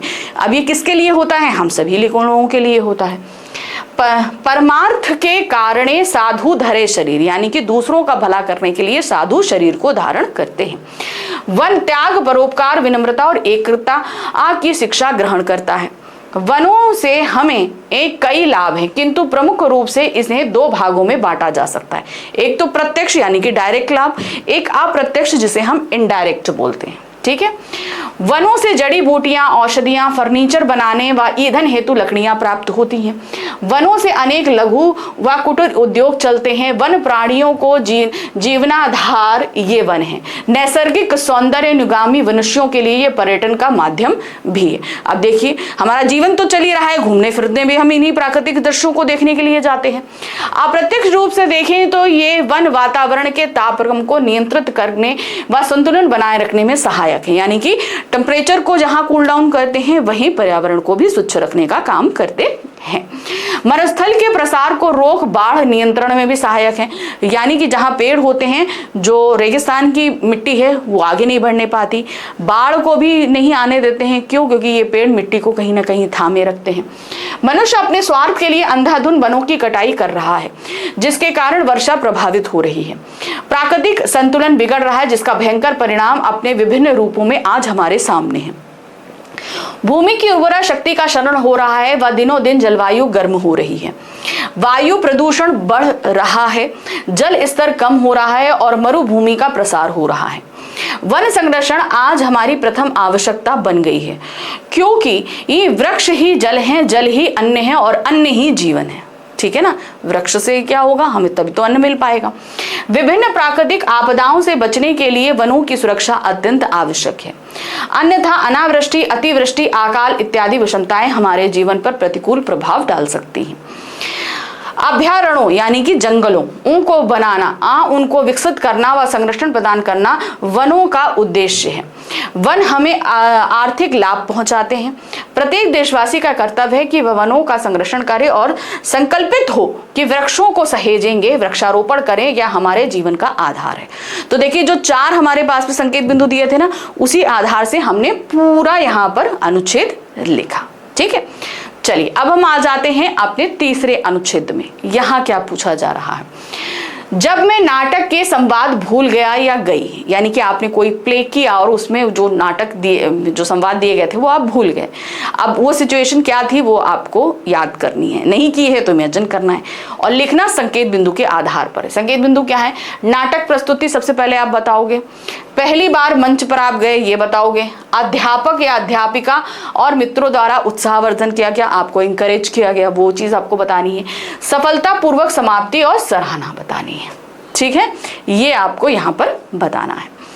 मेरे लिए नाटक की प्रस्तुति पहली बार मंच पर हुई, यानी कि आप पहली बार स्टेज पर गए और यह मेरे लिए एक अनुभव और रोमांच से भरा हुआ अनुभव था। मैं वहां खड़ा होकर अपने विभाग के सभी साथियों के सामने आया था और वो बड़ी उत्सुकता से मेरी प्रस्तुति का स्वागत कर रहे थे। मंच पर होने का अद्भुत और दर्दनाक सुनहरा पल था जिसने मुझे नई और अनूठे अनुभव की ओर अग्रसर किया। ठीक है, एक ऐसा एक्सपीरियंस जो मैंने आज तक गेन नहीं किया था। मेरे नाटक की प्रस्तुति के समय मेरी अध्यापिका और अध्यापक ने मुझे अत्यधिक समर्थन और उत्साह प्रदान किया। उन्होंने मेरे संवाद भूल जाने पर मुझे उत्साहित किया, कि मतलब इंकरेज किया कि अरे भूल गए, कोई बात नहीं, आगे से कर लो। और मुझे यकीन दिलाया कि मैं संवाद को फिर से याद कर सकता या सकती हूँ। मेरे मित्र भी मेरे साथियों की तरह मुझे सहानुभूति और समर्थन दिया और मुझे आत्मविश्वास दिलाया कि मैं स्टेज पर सफलता प्राप्त कर सकता या सकती हूँ। नाटक की प्रस्तुति समाप्त होने पर मेरे लिए यह एक अद्वितीय और संवादबद्ध अनुभव था। मैंने संवाद को सफलतापूर्वक याद किया और प्रस्तुति को संपूर्ण कर लिया। मेरे साथियों और दर्शकों ने मेरी प्रस्तुति को सराहा और मुझे गर्मी से अपलॉड किया, यानी कि गर्मी से अपलॉड मतलब कहते हैं ना, एक गर्म जोशी के साथ मुझे इंकरेज किया, चलो आ जाओ ऐसे, इस तरीके से। इसके बाद मुझे आत्मसंतोष की अनुभूति हुई, क्योंकि मैंने एक चुनौतीपूर्ण कार्य को सफलतापूर्वक पूरा किया था। इस प्रकार नाटक प्रस्तुति के दौरान संवाद भूलने का एक अद्वितीय और सीखदायक अनुभव भी हुआ, कि मतलब लिटरली मैं भूल गया स्टेज पे, जिसमें अध्यापिका और अध्यापक और मित्रों का समर्थन और सहानुभूति मेरे लिए महत्वपूर्ण थी। इस अनुभव ने मुझे संवाद के महत्व को और अधिक समझाया और मुझे संवाद के महत्वपूर्ण भूमिका को समझने का मौका दिया। ठीक है, तो ऐसी कोई एक्सपीरियंस होता है उसे आपको लिखना पड़ता है। चलिए अब हम आ गए पृष्ठ संख्या 13 पे, जहां पर आपके सामने दिए जाएंगे 2 पत्र। अब आपके सिलेबस में औपचारिक और अनौपचारिक दोनों पत्र हैं कि नहीं, तो अब ये दोनों ही पत्र आएंगे। एक पत्र आपका औपचारिक रहेगा, एक अनौपचारिक रहेगा। तो जो और ऑप्शन रहेगा, क्योंकि दोनों में से एक करना है, तो जो आप सही तरीके से लिख सकते हैं, जिसका फॉर्मेट आपको पता है, जिसकी विषय वस्तु आप अच्छे से लिख सको, उसे ऑप्ट कर लेना। ठीक है, तो देखिए पहला क्या है, गत कुछ दिनों से आपके क्षेत्र में अपराध बढ़ने लगे हैं, इससे आप चिंतित हैं। इन अपराधों की रोकथाम के लिए थाना अध्यक्ष को पत्र लिखना है। ठीक है, अब आपको एक टीआई को जो क्या लिखना है, लेटर लिखना है। ठीक है, चलिए देखते हैं। सेवा में थाना अध्यक्ष जी, थाना गाजियाबाद, दिनांक जिस भी डेट को लेटर लिख रहे हो, जैसे अब आपका जो एग्जाम है वो कब है, 2 मार्च है, तो आप 2 मार्च का ही डेट डालोगे, जैसे 2/3/2026। ठीक है, विषय है क्षेत्र में बढ़ते अपराधों के संबंध में। यहाँ पर अपराध गलत लिखा है, महोदय। ठीक है, इस पत्र द्वारा मैं आपका ध्यान गांधीनगर क्षेत्र के बढ़ते हुए अपराधों की ओर आकृष्ट कराना चाहता हूँ। गत 1 माह से हमारे क्षेत्र में अपराधियों की संख्या में वृद्धि आई है। अपराधी निर्भय होकर सड़कों पर घूमते हैं, महिलाओं की चेन छीन लेते हैं। कई दूसरों से में चोरी की घटनाएं भी दृष्टव्य हुई हैं। अपराधी घरों में घुसकर बंदूक की नोक पर लोगों का अपहरण भी कर रहे हैं। पुलिस इन घटनाओं पर अंकुश लगाने में असफल रहा है। हमने कई बार चौकियों पर शिकायत भी की, किंतु परिणाम नहीं निकले। परिणाम स्वरूप हम सभी भयभीत हैं व हमारी दैनिक गतिविधियां पूरी तरह से प्रभावित हैं। आपसे सादर अनुरोध है कि इस समस्या के विषय में समुचित कार्यवाही करने की कृपा करें, ताकि हम सभी नागरिक शांतिपूर्ण ढंग से जीवन निर्वाह कर सकें। मैं आपका आभारी रहूंगा। भवदीय अखिल। ठीक है, अगर टॉपिक में आपका नाम दिया हुआ है कि कोई भी नाम दिया तो आप नीचे वही नाम लिखोगे, नहीं तो अपना नाम लिख दो।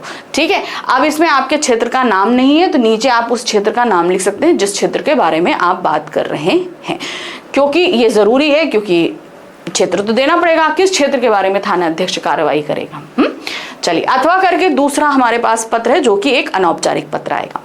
अस्पताल में दाखिल हुए अपने किसी दुर्घटनाग्रस्त मित्र को सांत्वना देते हुए पत्र लिखिए। ठीक है, अब आपको क्या करना है, आपके फ्रेंड का एक्सीडेंट हो गया है, अब आपको उसे लेटर लिखना है। ठीक है, तो सबसे पहले लेटर जब हम अनौपचारिक पत्र लिखते हैं तो अपना एड्रेस लिखते हैं ना। यहाँ पर दिया है 75/4 लवकुश नगर दिल्ली, दिनांक जो भी डेट लेटर आप लिख रहे हैं, जिस भी डेट के। प्रिय मित्र मोहित, मधुर स्मृति, मुझे कल ही सचिन के पत्र से ज्ञात हुआ कि तुम दुर्घटनाग्रस्त हो गए हो। यह जानकर मुझे अत्यंत दुख हुआ, क्योंकि 15 दिन बाद तुम्हारी अर्धवार्षिक परीक्षाएं आरंभ होने वाली हैं। ऐसे समय में तुम्हारे टखने की हड्डी टूटना निसंदेह खेद का विषय है। मित्र जीवन में कष्ट तो आते ही रहते हैं, इनसे घबराना नहीं चाहिए, बिल्कुल भी डरना नहीं चाहिए। ये तो वास्तव में तुम्हारे धैर्य की परीक्षा की घड़ी है। इस समय तुम अपने स्वास्थ्य का ध्यान रखो। अस्पताल में अधिक चिंता करना उचित नहीं है। घर आकर तुम परीक्षा की तैयारी करना।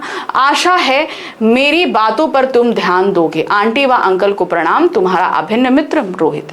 तो मतलब जाहिर सी बात है कि आप अपने मित्र को लिख रहे हैं तो उसको पेन को भी कम करने की बात करोगे और आगे वो ऐसी उससे कोई गलती ना हो, ये भी। ठीक है, अब आ जाते हैं प्रश्न संख्या 14, जहां पर आपके पास एक स्ववृत्त लेखन और ईमेल, इन दोनों में ऑप्शन आएगा। ठीक है, या तो आप स्ववृत्त लिखो या ईमेल लिखो, तो जो आपको सही लगता है उसे लिखना। ठीक है, तो सबसे पहले अब जो भी आप लिखोगे उसके लिए आपको 5 नंबर मिलेंगे। पत्र में भी 5 नंबर आपको मिलने थे, दोनों में से जो करोगे, और इसमें भी 5 नंबर मिलेंगे। बंसल प्रकाशन प्राइवेट लिमिटेड दिल्ली को डीटीपी ऑपरेटर की आवश्यकता है। इस पद हेतु अपनी योग्यताओं का विवरण देते हुए व्यवस्थापक को स्ववृत्त सहित आवेदन पत्र लिखिए। यानी कि आपको आवेदन पत्र भी लिखना है, फिर नीचे स्ववृत्त भी लिखना है। तो सारी चीजें हमें जो है अपने क्राइटेरिया यानी कि 100 शब्दों के अंदर कंप्लीट करना होगा। ठीक है, 5 नंबर का दिया गया है तो मान के चलो 100 शब्द का ही आपको लिखना होगा। वैसे वर्ड लिमिट उसमें दी रहेगी आपको। तो सबसे पहले जब आप लिखना शुरू करोगे तो पहले आवेदन पत्र, फिर स्ववृत्त। प्रति व्यवस्थापक बंसल प्रकाशन प्राइवेट लिमिटेड दिल्ली, विषय डीटीपीटी ऑपरेटर हेतु आवेदन पत्र। मान्यवर, दिनांक 5 मई 2000 को प्रकाशित टाइम्स ऑफ इंडिया अंग्रेजी दैनिक समाचार पत्र से ज्ञात हुआ कि आपके प्रकाशन को डीटीपी ऑपरेटर की आवश्यकता है। क्योंकि अब जब हम आवेदन लिखते हैं ना तो सबसे पहले हमें बताना पड़ता है कि हमको इंफॉर्मेशन कहां से मिली इसकी। ठीक है, मुझे डीटीपी ऑपरेटर के कार्य का अनुभव और जानकारी है।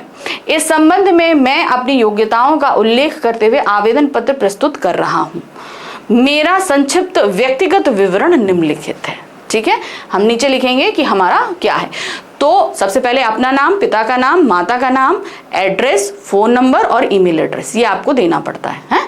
तो नाम है रोहित रॉय, पिता का नाम है श्री राम प्रकाश रॉय, जन्म तिथि है 10 सितंबर 1990, पता आपको B323 Indraprastha colony, Anand Vihar, Delhi, mobile number और फिर ईमेल आप दे देंगे।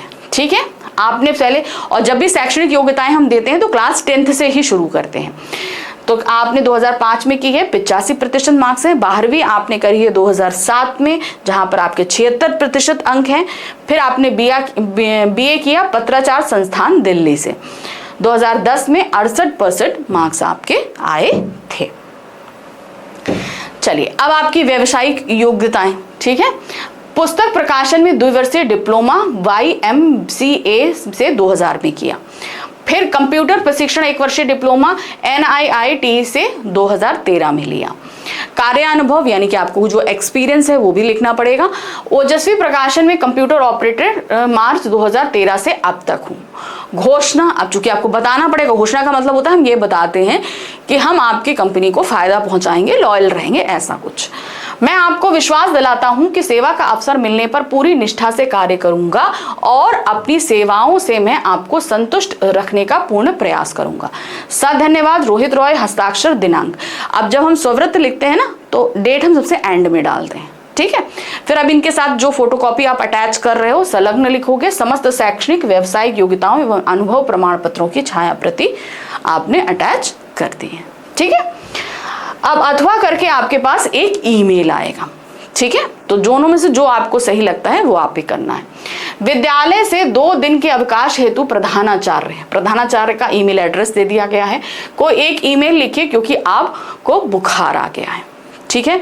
तो सबसे पहले आप एक बॉक्स बनाना, उसके अंदर लिखना टू, जो एड्रेस दिया गया है वो, नहीं तो आप खुद अपने मन से एक ईमेल एड्रेस क्रिएट कर लेना। CC और BCC जरूर लिखना, उसमें ऐड करना हो चाहे ना करना हो लिख जरूर देना। विषय लिखोगे विद्यालय से 2 दिन के अवकाश हेतु। महोदय, मैं कक्षा 10 का नियमित छात्र हूं। जैसा कि आप जानते हैं कि आजकल मौसम तेजी से परिवर्तित हो रहा है और आसपास काफी लोग बीमार पड़ रहे हैं। उसी बदलते मौसम के कारण मुझे भी सर्दी का भयंकर प्रकोप होने से तेज बुखार आ गया है। इसी वजह से मैं कक्षा में उपस्थिति दर्ज कराने में असमर्थ हूँ। डॉक्टर ने 2 दिन की नियमित दवाई के साथ आराम की सलाह दी है। अतः मैं दिनांक 17/4/22 से 18/4/22। अब ये ध्यान रखना कि जो भी डेट दी जा रही है उसके आसपास ही आप लिखोगे। जैसे आप मार्च में लिख रहे हो तो उसके आने वाले आगे के 2 दिनों का लिखेंगे। चाहता हूँ कृपया उक्त 2 दिनों का अवकाश स्वीकृत करने का कष्ट करें। अब देखिए आपने यहाँ तो ये तो लिख दिया, नीचे नाम लिख दिया। नाम के बाद क्लास और सेक्शन जरूर मेंशन करना, क्योंकि आपके स्कूल में आपकी आइडेंटिफिकेशन आपका क्लास और सेक्शन ही होता है। अब हम आगे पृष्ठ संख्या 15, जो हमारी प्रश्न पत्र का अंतिम प्रश्न रहेगा। यहाँ पर आपके सामने एक संदेश आएगा और एक विज्ञापन आएगा। दोनों में से आपको कोई भी एक चीज करनी है। फॉर्मेट का ध्यान रखना। तो सबसे पहले हमारे पास एक विज्ञापन आया है। जो भी आप करेंगे उसके लिए आपको 4 नंबर मिलेंगे। राजा फिल्म के लिए लड़के और लड़कियों की प्रतिभा को परखने हेतु 25 से 50 शब्दों में एक विज्ञापन तैयार करिए। यानी कि फिल्म ऑडिशन होने वाला है, उसके लिए आपको विज्ञापन देना है। सुनहरा मौका चूक न जाना। क्या आप अभिनय में रुचि रखते हैं और इस क्षेत्र में अपना अभिनय भविष्य बनाना चाहते हैं तथा फिल्मों में आना चाहते हैं? अपनी कला को एक नई पहचान दें, अपने सपनों को साकार करें। ठीक है, अगर आपकी ड्राइंग अच्छी है तो इधर कोई ड्राइंग बना दो, नहीं तो आप ब्लैंक भी छोड़ सकते हो या सिर्फ एक कैमरा बना दो। ठीक है, तो आइए और राजा फिल्म में अभिनय करने के लिए अपनी प्रतिभा सिद्ध कीजिए। ऑडिशन दिनांक 22 फरवरी 2019 को प्रातः 10 बजे प्रारंभ होगा। अब इसमें बैक डेट लिखी है, अब आप बैक नहीं लिखना, आगे आने वाली डेट लिखना। हाँ, ऑडिशन स्थान है प्रथम तल, द्वारका सेक्टर 8 और नीचे आप फोन नंबर दे दोगे। ठीक है, याद रखना विज्ञापन हमेशा एक बॉक्स के अंदर बनाया जाता है। अब आएगा नेक्स्ट एक सूचना, तो सूचना भी बॉक्स के अंदर ही करनी होती है। अपने मित्र को रमजान की शुभकामनाएं देते हुए 30 से 40 शब्दों में संदेश लिखना है। क्योंकि शुभकामना संदेश है तो यहाँ पर शुभकामना संदेश लिखोगे, डेट लिखोगे, समय लिखोगे। प्रिय मित्र, मैं तुम्हें और तुम्हारे परिवार को रमजान पर्व की दिली मुबारकबाद देता हूँ। ईश्वर तुम्हें और तुम्हारे परिवार को खुशियां ही खुशियां दे। इसी शुभकामना के साथ क्या है यहाँ पर, फूलों को बहार मुबारक, किसानों को खलियान मुबारक, परिंदों को उड़ान मुबारक, चांद को सितारे मुबारक, आपको रमजान मुबारक। तुम्हारा मित्र गिरीश। ठीक है, बस, क्योंकि इसे ज्यादा शब्दों में भी नहीं लिखना, 30 से 40 शब्दों या 25 से 30 शब्दों के अंदर ही हमें लिखना होता है, तो वर्ड्स हमें बहुत ध्यान से लेने हैं। ठीक है, तो ये हमारा सैंपल पेपर नंबर 3 यहाँ पर खत्म हो गया। तो अभी मैं आपको 2 सैंपल पेपर और कराऊंगी, आने वाले 2 दिनों में आपको मिलेंगे वो सैंपल पेपर। अच्छे से प्रैक्टिस करना क्योंकि एग्जाम बहुत करीब है। ठीक है, पेपर्स किस तरीके से आपको हेल्प कर रहे हैं, कोई प्रॉब्लम है, कुछ है तो कमेंट बॉक्स में जरूर लिखिएगा। और साथ ही साथ हम तो आपके साथ बने हैं, लाइव क्लासेस ऑलरेडी चल रही हैं, उनको भी देखते रहिए। ठीक है, तो चलिए मिलते हैं दोबारा जल्दी ही हम, और फिर से कुछ नया सीखने के लिए। Thank you for watching, bye bye.